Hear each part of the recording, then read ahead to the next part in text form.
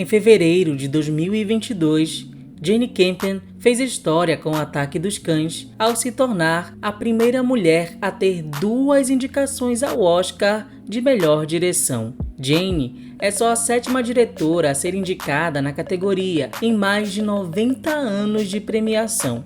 Dessas 7 mulheres, 4 foram indicadas de 2010 para cá. Mas se o Oscar existe desde 1929, será que mulheres só começaram a dirigir filmes agora? Este é o Sociocrônica e nós vamos dissecar mais um item da cultura pop. Na década de 10 do século 20, se você fosse mulher, o estúdio da Universal seria um oásis de possibilidades. Em 1912, o empresário Carl Laemmle decidiu competir com Thomas Edison, que monopolizava o recém-criado ramo do cinema. Só que sem diretores o suficiente, Carl deu aos trabalhadores que já tinha a chance de escreverem e dirigirem seus próprios filmes.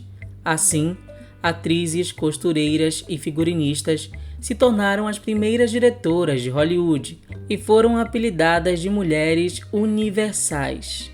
No auge do cinema mudo, a Universal tinha 30 diretoras e 45 roteiristas na sua folha de pagamento, o maior número da história do cinema. Mas no final do século XIX, lá na França, com A Fada do Repolho, Alice Guy Blanchet se tornou não só a primeira diretora feminina, mas a autora do primeiro filme narrativo de ficção da história. Só entre 1896 e 1922, Alice fez mais de 1000 filmes, alguns coloridos à mão, que iam de peças de dança a comédias e documentários, e já fazendo altos experimentos técnicos. Em Hollywood, mulheres como Ida Lupino, Mabel Normand e Lois Weber tinham até suas próprias produtoras, e seus filmes eram sucessos de crítica e bilheteria, o que fazia sentido, pois como hoje, o público maior do cinema sempre foi o feminino, correspondendo a mais de 50% dos ingressos. E os filmes feitos por elas, se lançados hoje, provavelmente seriam acusados de lacração.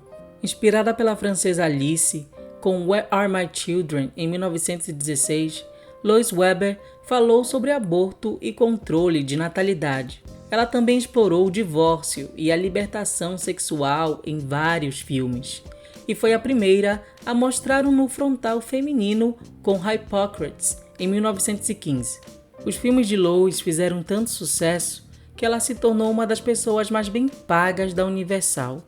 Os filmes são feitos para mulheres que compõem a grande maioria de nossos fãs, comentou a diretora Ida May Park em 1920. Então o que aconteceu para que as mulheres deixassem a cadeira da direção para se tornarem, na maioria, só as amantes glamurosas da Era de Ouro?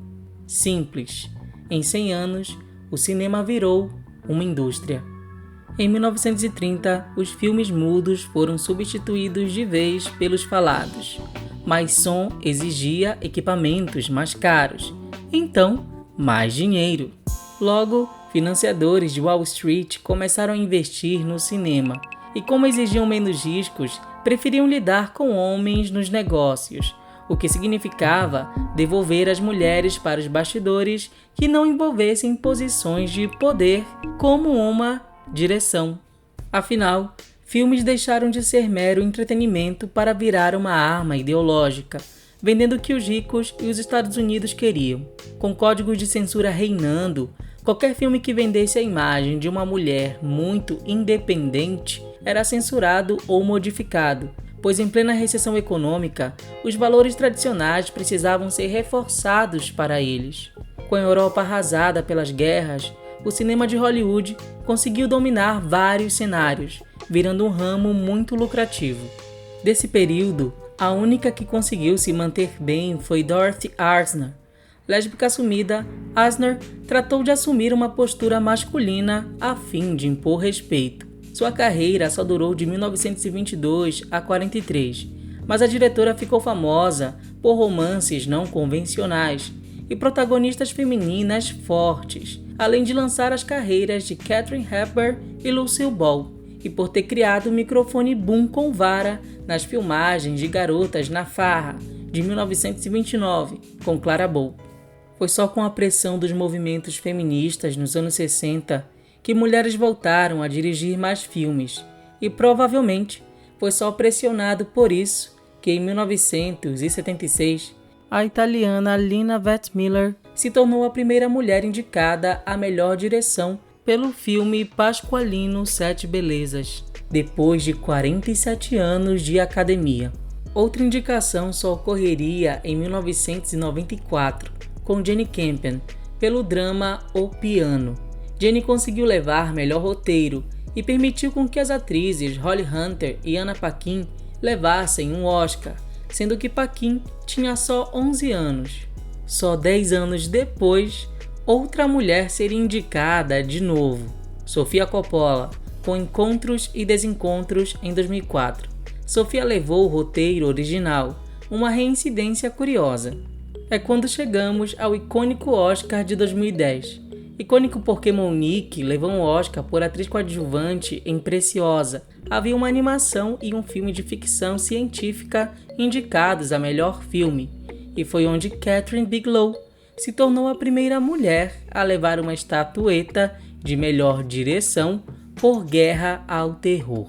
Detalhe, ela competia com o ex-marido James Cameron, que concorria por Avatar.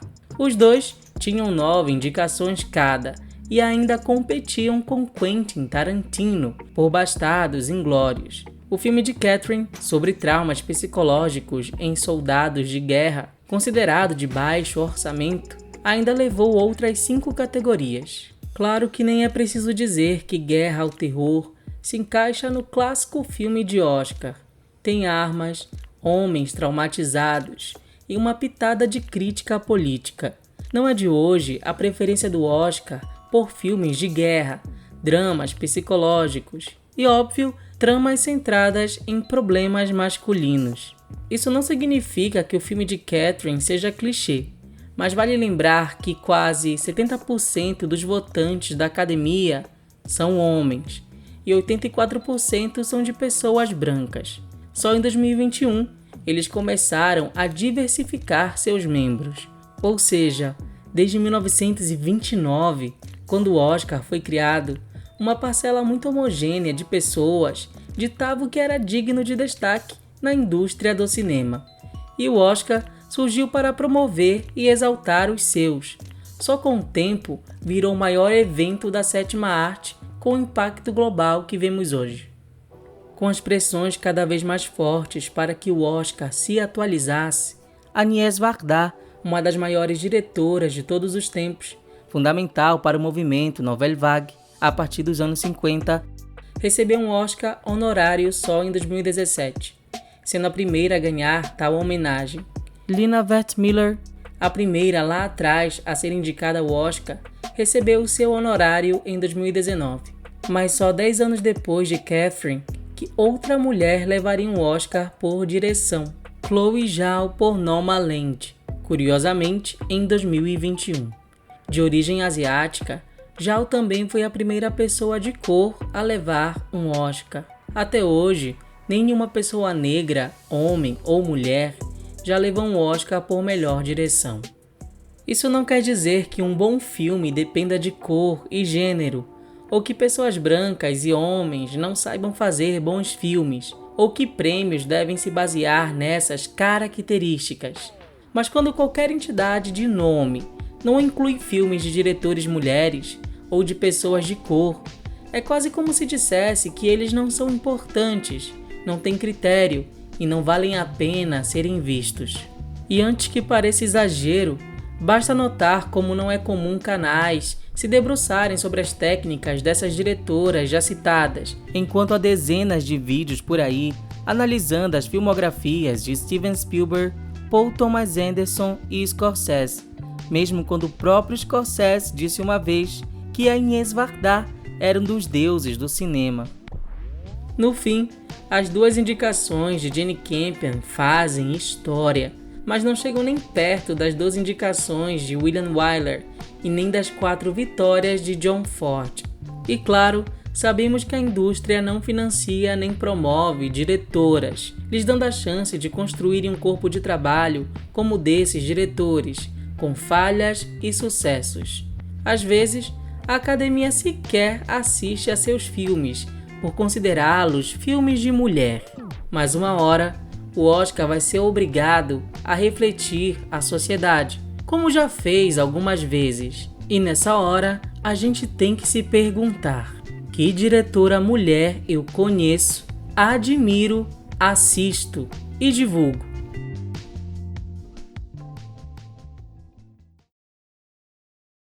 Oi, este é o Sociocrônica e nós temos um recado importante para dar.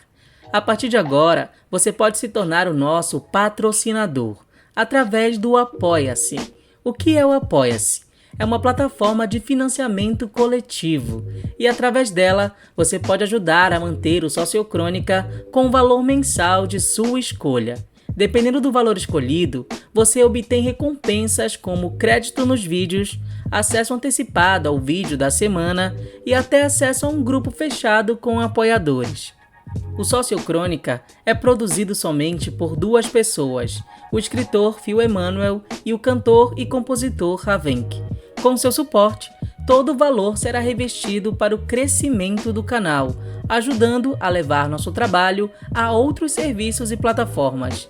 Vale dizer que o Sociocrônica é um projeto que busca destrinchar um pouco a cultura pop e resgatar ícones marginalizados, sejam eles negros, LGBTQIAP+, e femininos, uma vez que a história tende a excluí-los ou esquecê-los. Toda a ajuda, lembrando, é voluntária, e desde já, o nosso mais sincero muito obrigado.